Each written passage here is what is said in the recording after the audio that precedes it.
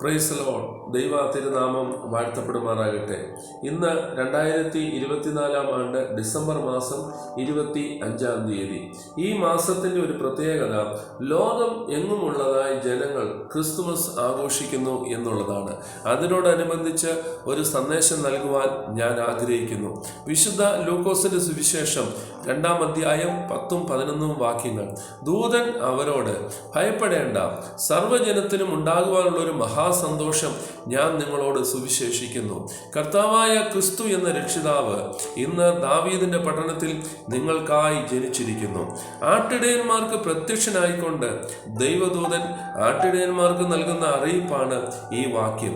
യഹൂദ വംശത്തിന്റെ വീണ്ടെടുപ്പിനായി ജനിക്കുന്ന ദൈവപുത്രനെ പ്രതീക്ഷിച്ചു കഴിഞ്ഞിരുന്ന യഹൂദ വംശത്തിലുള്ളവർ തങ്ങളുടെ വീണ്ടെടുപ്പുകാരൻ ഏതെങ്കിലും ഒരു രാജകൊട്ടാരത്തിൽ ജനിക്കുമെന്നാണ് പ്രതീക്ഷിച്ചിരുന്നത്.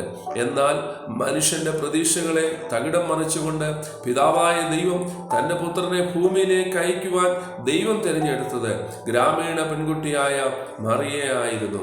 മത്തായി സുവിശേഷം 1-ാം അധ്യായം 18 വരെയുള്ള വാക്യങ്ങളിൽ യേശുവിന്റെ ജനനത്തെക്കുറിച്ച് നാം ഇപ്രകാരം കാണുന്നു. യേശു ക്രിസ്തുവിന്റെ ജനനം ഇപ്രകാരമായിരുന്നു. അവന്റെ അമ്മയായ മറിയ യോസേഫിനെ വിവാഹം നിശ്ചയിക്കപ്പെട്ട ശേഷം അവർ കൂടി വരും മുമ്പേ പരിശുദ്ധാത്മാവിനാൽ ഗർഭിണിയായി എന്ന് കണ്ടു. അവളുടെ ഭർത്താവായ യോസേഫ് നീതിമാനാകൊണ്ടും അവക്ക് ലോകാമോദം വരുത്തുവാൻ അവന് മനസ്സിലായിക്കൊണ്ടും അവളെ ഗൂഢമായി ഉപേക്ഷിപ്പാൻ തീരുമാനിച്ചു. ഇങ്ങനെ നനച്ചിരിക്കുമ്പോൾ കർത്താവിന്റെ ദൂതൻ അവന് സ്വപ്നത്തിൽ പ്രത്യക്ഷനായി, ദാവീദിന്റെ മകനായ യോസേഫെ, നിന്റെ ഭാര്യയായ മറിയെ ചേർത്തുകൊള്ളുവാൻ ശങ്കിക്കേണ്ട. അവളിൽ ഉൽപ്പാദിതമായത് പരിശുദ്ധാത്മാവിനാലാകുന്നു. അവൾ ഒരു മകനെ പ്രസവിക്കും. അവൻ തൻ്റെ ജനത്തെ അവരുടെ പാപങ്ങളിൽ നിന്ന് രക്ഷിപ്പാനിരിക്കുകൊണ്ട് നീ അവന് യേശു എന്ന് പേരിടണം. യോസേഫ് ഉറക്കമുണർന്നു. കർത്താവിന്റെ ദൂതൻ കൽപ്പിച്ചതുപോലെ ചെയ്തു. ഭാര്യയെ ചേർത്തുകൊണ്ടു. മകനെ പ്രസവിക്കും വരെ അവളെ പരിഗ്രഹിച്ചില്ല. മത്തായി സുവിശേഷം 1-ാം അധ്യായം 25-ാമത്തെ വാക്യം. മുകളിൽ നിന്ന് മനസ്സിലാക്കുന്ന 3 കാര്യങ്ങൾ. 1, യേശുവിന്റെ ജനനം ഒരു അത്ഭുതമായിരുന്നു. 2, യേശു പരിശുദ്ധാത്മാവിനാൽ ഉരുവായി. 3, ജനത്തെ പാപങ്ങളിൽ നിന്നും രക്ഷിക്കുന്ന രക്ഷകനായി ജനിച്ചു. എന്താണ് ദൈവത്തിന്റെ ദൂതൻ അറിയിച്ച മഹാസന്തോഷം? ക്രിസ്തു എന്ന രക്ഷിതാവിന്റെ ജനനമാണ് ദൂതൻ നൽകിയ മഹാസന്തോഷം. അപ്പോസ്തല പ്രവൃത്തിയുടെ പുസ്തകം 4-ാം അധ്യായം 12-ാമത്തെ വാക്യത്തിൽ നമ്മൾ ഇങ്ങനെ കാണുന്നു, മറ്റൊരുത്തനും രക്ഷയില്ല, നാം രക്ഷിക്കപ്പെടുവാൻ ആകാശത്തിന് കീഴിൽ മനുഷ്യരുടെ നൽകപ്പെട്ട വേറെ ഒരു നാമവുമില്ല, പാപത്തിന് പരിഹാരം വരുത്തുവാൻ നമ്മെ രക്ഷിപ്പാൻ കഴിയുന്ന ഏക നാമം അത് കർത്താവായ യേശു ക്രിസ്തുവിന്റെ നാമം മാത്രമാണ്.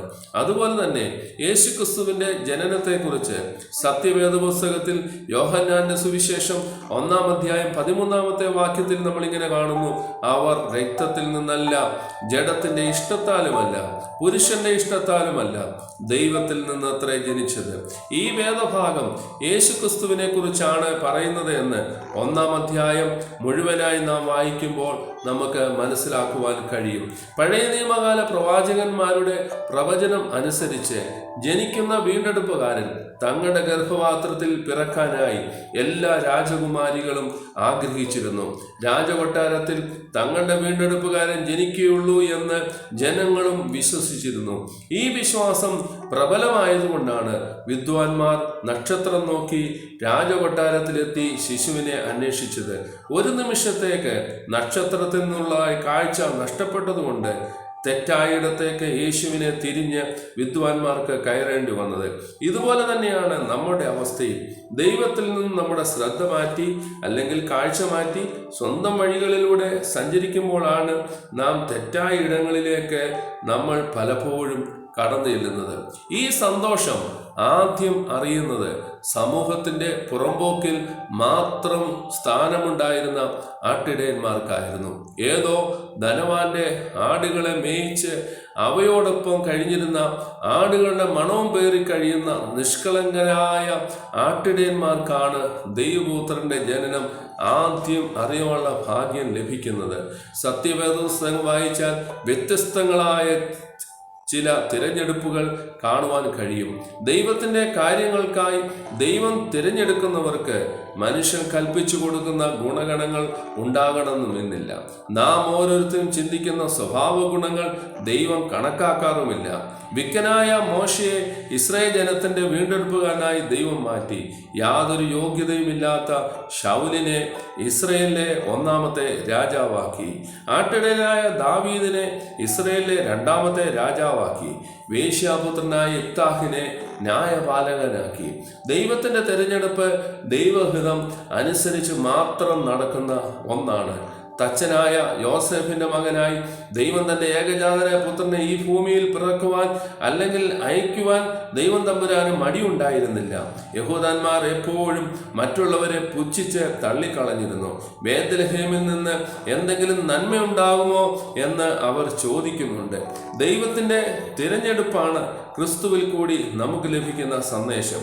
ഈ ക്രിസ്തുമസ് നമുക്ക് വെറും ഒരു ആഘോഷമായി തീരാതെ സ്നേഹത്തിൻ്റെയും കരുണയുടെയും കരുതലിൻ്റെയും കൂടി ആയിത്തീരട്ടെ എന്ന് ഞാൻ പ്രാർത്ഥിക്കുന്നു. യേശു കർത്താവിൻ്റെ മാതാപിതാക്കളാകാൻ തച്ചനായ യോസേഫിനെയും മറിയയും ദൈവം തിരഞ്ഞെടുത്തു. ശിശുവിനെ കാണുവാൻ ആട്ടിടയന്മാർക്ക് അവസരം ഉണ്ടാക്കി കൊടുത്തു. രാജകുമാരനായി ജനിക്കേണ്ടവൻ പശുത്തൊഴുത്തിലാണ് ജനിച്ചത്. സ്തുതികർമ്മികളും പരിവാരങ്ങളും വൈദ്യന്മാരും നൽകേണ്ട ഗർഭശുശ്രൂഷ യോസേഫ് തനിയെ നടത്തി. പിതാവായ ദൈവം തൻ്റെ പുത്രൻ എങ്ങനെ ജനിച്ച് വളരണമെന്ന് ദൈവത്തിന് ഒരു പദ്ധതി ഉണ്ടായിരുന്നു. ദൈവത്തിന് നമ്മളെ ഓരോരുത്തരെ കുറിച്ചും ഇങ്ങനെ ഓരോ പദ്ധതിയുണ്ട്. ഈ ക്രിസ്മസ് ദിനത്തിൽ നമ്മൾ ചിന്തിക്കേണ്ട മറ്റൊരു കാര്യം, ദൈവത്തിൻ്റെ വാക്കുകൾക്ക് വില കൽപ്പിക്കുന്നുണ്ടോ നാം എന്നാണ്. ദൈവവചനത്തിൽ നിന്ന് നാം മനസ്സിലാക്കുന്നത്, യേശു ജനിച്ച വാർത്ത അറിഞ്ഞ് എത്തുന്ന ആട്ടിടയന്മാർ ശിശുവിന് കാഴ്ച കൊണ്ടുവരുന്നത് തങ്ങളുടെ ഇല്ലായ്മകളിൽ നിന്നും ഏറ്റവും നല്ല സമ്മാനവും കൊണ്ടാണ്. ദൈവദൂതന്റെ വാക്കുകൾ കേട്ട ഉടനെ തന്നെ അവർ പൈതലിനുള്ള സമ്മാനവുമായി തങ്ങളുടെ ആടുകളുടെ അടുക്കൽ നിന്ന് ദൈവപുത്രനെ കാണാനായി തിരിക്കുകയാണ് ചെയ്യുന്നത്. ദൂതന്റെ വാക്ക് കേട്ട ഉടനെ തന്നെ ആട്ടിടയന്മാർ യാത്ര പുറപ്പെട്ടു. കിഴക്ക് ഉദിച്ച നക്ഷത്രം നോക്കി പൊന്ന്, മൂര്, കുന്തിരിക്കം എന്നിവയുമായിട്ടാണ് വിദ്വാൻമാർ പുറപ്പെട്ടത്. മറ്റൊരു കാര്യം, യേശു ജനിച്ചത് രാജാവായിട്ടാണ്. അതുകൊണ്ടാണ് വേദപുസ്തകത്തിൽ നാം കാണുന്നത് മത്തായിയുടെ സുവിശേഷം 2-ാം അധ്യായം 1-2 വാക്യത്തിൽ ഹെരോദ രാജാവിൻ്റെ കാലത്ത് യേശു യഹൂദയിലെ ബേത്ലഹേമിൽ ജനിച്ച ശേഷം കിഴക്ക് നിന്ന് വിദ്വാൻമാർ യെരൂശലേമിലെത്തി യഹൂദന്മാരുടെ രാജാവായി പിറന്നവൻ എവിടെ എന്ന് ചോദിക്കുന്നത്. മത്തായിയുടെ സുവിശേഷം 2-ാം അധ്യായം 10-11 വാക്യങ്ങളിൽ നമ്മൾ കാണുന്നു. ആ വീട്ടിൽ ചെന്നു ശിശുവിനെ അമ്മയായ മറിയോടുകൂടെ കണ്ടു, വീണു അവനെ നമസ്കരിച്ചു. നിക്ഷേപപാത്രങ്ങളെ തുറന്നു അവന് പൊന്നും മൂരും കുന്തിരുക്കവും കാഴ്ചവെച്ചു. രാജാവായി യേശു ഈ ഭൂമിയിൽ ജനിച്ചു. അതുകൊണ്ടാണ് വിദ്വാൻമാർ ശിശുവിനെ വീണ് നമസ്കരിച്ചത്, പൊന്നും മൂരും കുന്തിരുക്കവും കാഴ്ചവെച്ചത്. അതിനുശേഷം ദൈവദൂതന്റെ നിർദ്ദേശപ്രകാരം മറ്റൊരു വഴിയിൽ കൂടി തങ്ങളുടെ ദേശത്തേക്ക് യാത്രയാകുകയും ചെയ്തു. എന്നെ കേൾക്കുന്ന പ്രിയമുള്ളവരെ, ക്രിസ്തു എന്തിനു വേണ്ടിയാണ് ഈ ഭൂമിയിൽ അവതരിച്ചത്? പിതാവായ ദൈവം തന്റെ സ്വന്തം ഏകജാതനായ പുത്രനെ ഈ ഭൂമിയിൽ അയച്ചതിന്റെ പുറകിൽ ഒരേ ഒരു ഉദ്ദേശം മാത്രമേ ഉണ്ടായിരുന്നുള്ളൂ. അത് നമ്മളെ വീണ്ടെടുക്കുക എന്നത് മാത്രമായിരുന്നു. അതായത് ആദ്യ മാതാപിതാക്കളായ ആദാമും ഹവ്വായും ദൈവത്തിന്റെ വാക്ക് തിരസ്കരിച്ച് പാപം ചെയ്തത് മൂലം നമ്മളെല്ലാവരും പാപികളായി തീർന്നു. പാപിയായ നമ്മളെ നമ്മുടെ പാപത്തിൽ നിന്നും വിടുതൽ തരുവാനാണ് ക്രിസ്തു ഈ ഭൂമിയിൽ 2024 വർഷങ്ങൾക്ക് മുൻപ് ജനിച്ചത്.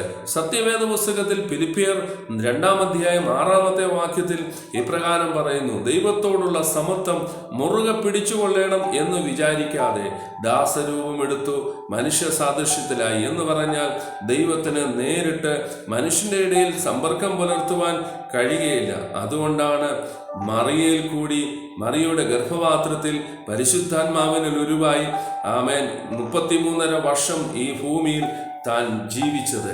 നമ്മുടെ പാപങ്ങൾക്ക് പരിഹാരം തരുവാൻ കഴിയുന്ന ഏക വ്യക്തി അത് കർത്താവായ യേശു ക്രിസ്തു മാത്രമാണ്. വേദപുസ്തകത്തിൽ ഇങ്ങനെ പറയുന്നു, കർത്താവായ യേശു ക്രിസ്തുവിൽ വിശ്വസിക്കുക, എന്നാൽ നീയും നിന്റെ കുടുംബവും രക്ഷ പ്രാപിക്കും. കർത്താവായ യേശു ക്രിസ്തുവിന്റെ കാൽവരി ക്രൂശിലെ മരണം നമ്മുടെ പാപങ്ങളുടെ പരിഹാരത്തിന് വേണ്ടിയാണ്. കാൽവരി ക്രൂശിൽ രണ്ട് കള്ളന്മാരുടെ നടുവിൽ യേശു ക്രിസ്തു മരിച്ചത് നമ്മുടെ പാപങ്ങളുടെ പരിഹാരത്തിന് വേണ്ടിയാണ്. കാൽവരി ക്രൂശിൽ അവസാന തുള്ളി രക്തം വരെയും നമുക്ക് വേണ്ടി ചൊരിഞ്ഞത് നമ്മുടെ പാപങ്ങളുടെ പരിഹാരത്തിന് വേണ്ടിയാണ്. ഈ ക്രിസ്മസ് ദിനത്തിൽ കർത്താവിൻ്റെ സ്നേഹത്തെയും നമ്മോടുള്ള അവൻ്റെ ദയയും ഓർത്ത് ദൈവത്തെ നമുക്ക് ആയിരമായിരമായി സ്തുതിക്കാം. അവസാനമായി ചില കാര്യങ്ങൾ കൂടി പറഞ്ഞുകൊള്ളട്ടെ. നമ്മൾ ഓരോ വർഷവും ക്രിസ്മസ് ആഘോഷിക്കുന്നുണ്ട്. എന്നാൽ വളരെ വിഷമത്തോടുകൂടി പറയട്ടെ, ഇന്ന് ഇത് വെറും ഒരു ആഘോഷമായി മാത്രം ആയി ചുരുങ്ങിക്കൊണ്ടിരിക്കുകയാണ്. ക്രിസ്മസിന്റെ ശരിയായ അർത്ഥം നമ്മൾ ആരും തന്നെ മനസ്സിലാക്കുന്നില്ല. വെറും ആഘോഷമായി മാത്രം മാറാതെ ക്രിസ്തു നമ്മുടെ ഹൃദയത്തിൽ ജനിക്കുന്ന ദിവസം കൂടിയായി തീരട്ടെ ഈ ക്രിസ്മസ്. വേദപുസ്തകത്തിൽ യോഹന്നാന്റെ സുവിശേഷത്തിൽ നിക്കോദിമോസ് എന്നൊരു വ്യക്തിയെ നമ്മൾ കാണുന്നു. ഈ നിക്കോമോസിനെ കുറിച്ച് ബൈബിളിൽ പറയുന്നത് യഹൂദന്മാരുടെ ഇടയിലെ ഒരു വലിയ പ്രമാണിയായിരുന്നു. ഇദ്ദേഹത്തോട് യേശു പറയുന്നത്, പുതുതായി ജനിച്ചില്ല എങ്കിൽ നീ ദൈവരാജ്യം കാണുകയില്ല എന്നാണ്. അപ്പോൾ നിക്കോദിമോസ് യേശുവിനോട് ചോദിച്ചു, മനുഷ്യൻ വൃദ്ധനായി തീർന്ന ശേഷം ജനിക്കുന്നത് എങ്ങനെ? രണ്ടാമതും അമ്മയുടെ ഉദരത്തിൽ കടന്ന് ജനിക്കാമോ എന്ന് ചോദിച്ചു. അതിന് യേശു ഉത്തരം പറഞ്ഞത്, വെള്ളത്താലും ആത്മാവിനാലും ജനിച്ചില്ല എങ്കിൽ ദൈവരാജ്യത്തിൽ കടപ്പാൻ കഴിയുകയില്ല എന്ന് പറഞ്ഞാൽ വീണ്ടും ജനനം എന്നാണ് അർത്ഥം. അതായത് പുതു മനുഷ്യനായി തീരുക. എങ്ങനെ പുതു മനുഷ്യനായി നമുക്ക് തീരുവാൻ കഴിയും? ക്രിസ്തു നമ്മുടെ ഹൃദയത്തിൽ ജനിക്കുമ്പോഴാണ് നാം പുതു മനുഷ്യനായി തീരുന്നത്. പഴയ മനുഷ്യൻ മാറി പുതു മനുഷ്യനായി മാറുന്നു. ക്രിസ്തു ഹൃദയത്തിൽ ജനിച്ചു കഴിഞ്ഞാൽ ഒരു മനുഷ്യൻ്റെ എല്ലാ മേഖലകളും പുതുതായി തീരും. പഴയ മനുഷ്യനെ ഉരിഞ്ഞു കളഞ്ഞ് പുതുമനുഷ്യനെ ധരിക്കുന്നു. അതായത് പഴയ വസ്ത്രം നമ്മൾ മാറി പുതുവസ്ത്രം ധരിക്കുന്നത് പോലെ നമ്മുടെ പ്രാകൃത ശരീരം ഉപേക്ഷിച്ച് പുതിയ മനുഷ്യനായ ക്രിസ്തുവിൻ്റെ സ്വഭാവം ഉള്ളവനായി തീരുന്നു. അല്ലെ, ക്രിസ്തുവിൻ്റെ ശരീരം നാം ധരിക്കുന്നു. ഈ പറഞ്ഞ കാര്യങ്ങളെക്കുറിച്ച് വേദപുസ്തകത്തിൽ വ്യക്തമായിട്ട് കാണുന്നുണ്ട്. യോഹന്നാന്റെ സുവിശേഷം 3-ാം അധ്യായം 1-ാമത്തെ വാക്യം മുതൽ 11-ാമത്തെ വാക്യം വരെയും, കൊലോസ്യ ലേഖനം 3-ാമത്തെ അധ്യായം 9-10 വാക്യങ്ങൾ. ക്രിസ്തു നമ്മുടെ ഹൃദയത്തിൽ വന്നു കഴിയുമ്പോൾ നാം പുതു മനുഷ്യനായി തീരുന്നു. നമ്മുടെ ഹൃദയങ്ങളിൽ ക്രിസ്തുവിനെ ജനിക്കുവാൻ ഇടം ഒരുക്കി കൊടുക്കുവാൻ നാം തയ്യാറായില്ലെങ്കിൽ എപ്പോഴും എന്നാളും ക്രിസ്തുവിൻ്റെ ജനനം നമുക്ക് വെറും ആഘോഷമായി മാത്രമേ കാണുവാൻ കഴിയുള്ളൂ. യോസേഫ് പശുത്തൊഴുത്തിലെ മാലിന്യങ്ങൾ മാറ്റി യേശുവിനെ ജനിക്കുവാൻ സ്ഥലമൊരുക്കിയതുപോലെ നമുക്കും നമ്മുടെ ഹൃദയത്തിലെ മാലിന്യങ്ങൾ മാറ്റി ക്രിസ്തുവിന് ജനിക്കുവാൻ ഒരിടം ഒരുക്കി കൊടുക്കണം. സ്വന്തം ഹൃദയത്തിലേക്ക് യേശു കർത്താവ് ജനിക്കുമ്പോഴാണ് ക്രിസ്തുമസ് അർത്ഥപൂർണമാകുന്നത്. ഈ വർഷത്തെ നമ്മുടെ ക്രിസ്തുമസ് വെറും ആഘോഷമായി ആചാരമായി മാത്രം മാറാതെ ക്രിസ്തു നമ്മുടെ ഹൃദയങ്ങളിൽ വസിക്കുന്ന അല്ലെങ്കിൽ ജനിക്കുന്ന ദിവസമായി തീരട്ടെ എന്ന് പ്രാർത്ഥിച്ചുകൊണ്ട് ഞാൻ ഈ സന്ദേശം ഇവിടെ നിർത്തുന്നു. കർത്താവ് നമ്മെ എല്ലാവരെയും ധാരാളമായിട്ട് അനുഗ്രഹിക്കുമാറാകട്ടെ. ഇത്രത്തോളം ശ്രമിച്ചുകൊണ്ടിരുന്ന എല്ലാവരെയും കർത്താവ് അനുഗ്രഹിക്കട്ടെ. God bless you all.